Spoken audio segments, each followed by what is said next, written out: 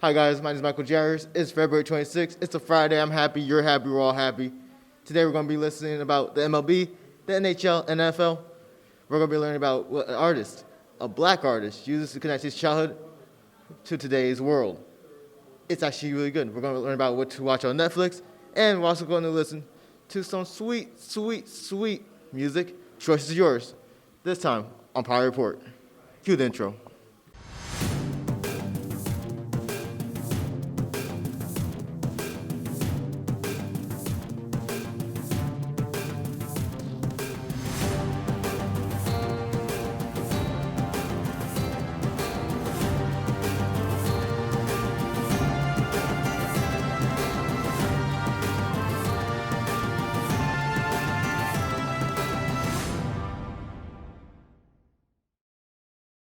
Our very own Monica Jervish sat down with EB to talk about teddy bears and pop culture.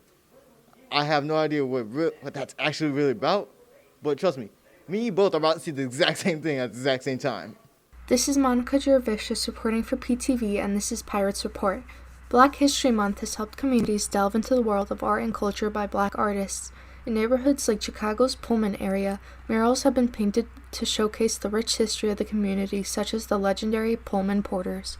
There's still, like, sometimes it's still just a big deal if artists of color shows in a particular museum, and that's kind of wild, but we're still there. We're still there. We're still at the point where, like, that's a big deal. Artist E.B. incorporates his upbringing into his art. Growing up in Cleveland, Ohio, E.B. witnessed the color era of gangs during the 1980s in his community. In many of his works, he uses teddy bears to bring a familiar object that has many meanings like grief and happiness. On one end, it's to question things around you, and that's what I brought to the youth program, and that's what I like to have when I do workshops.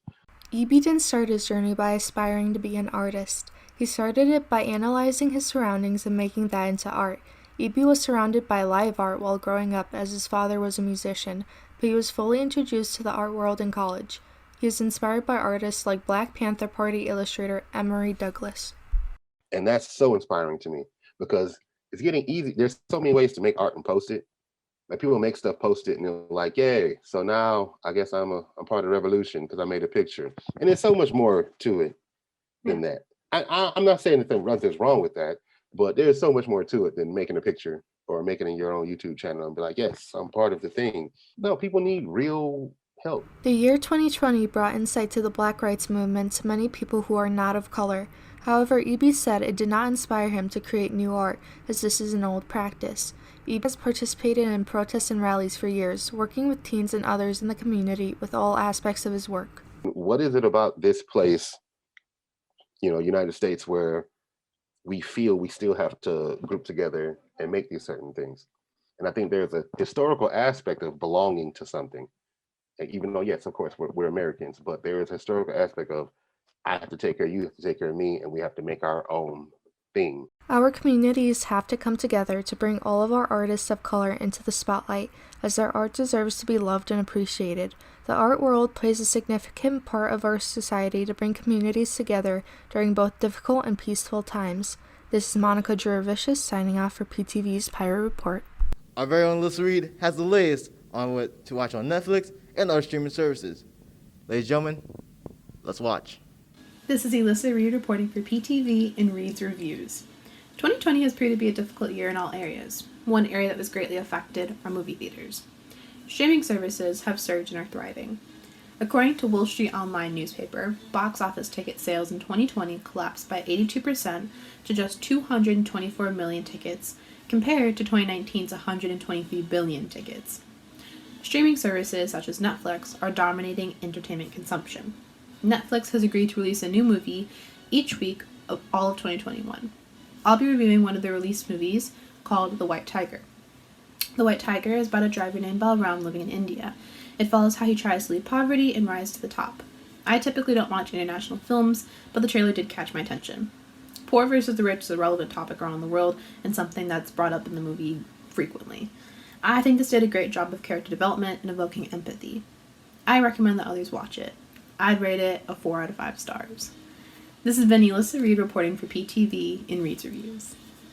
Next up, we're going to have Luke, Christian, and Ryan tell us about the major sports. Trust me, you're going to watch this. You want to watch this Pirate Report.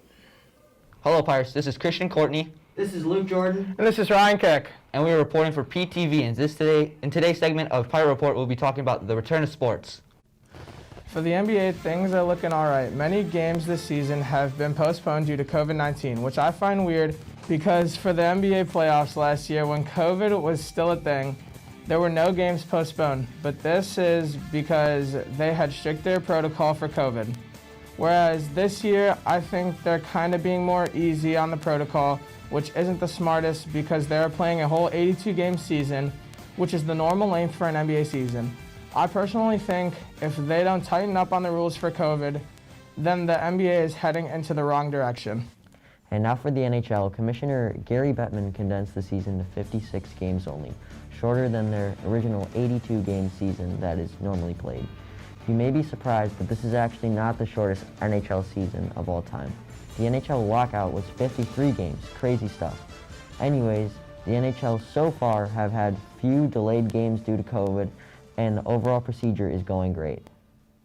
Continuing on for the NFL season has come to a close, and it was a good season. I think like 4 games were postponed, but other than that, it was a normal all 17-week season, plus the playoffs.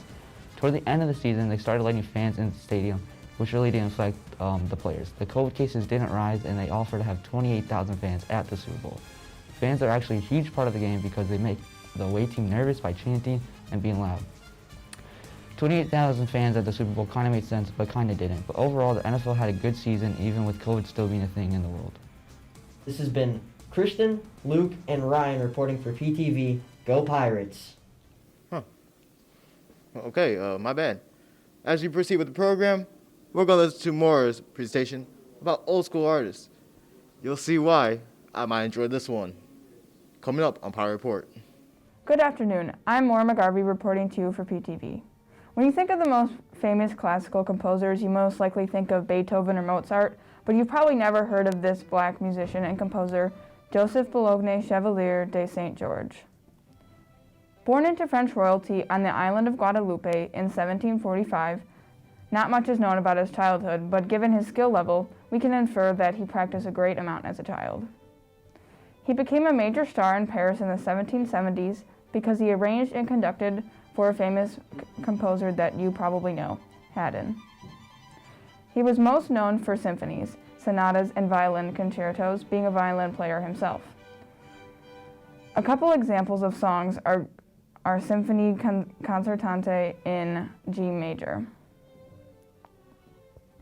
We do not know about him today because many white historians refuse to admit the greatness of a black musician, even though they made great contributions to music at the time. Have a good day and go Pirates!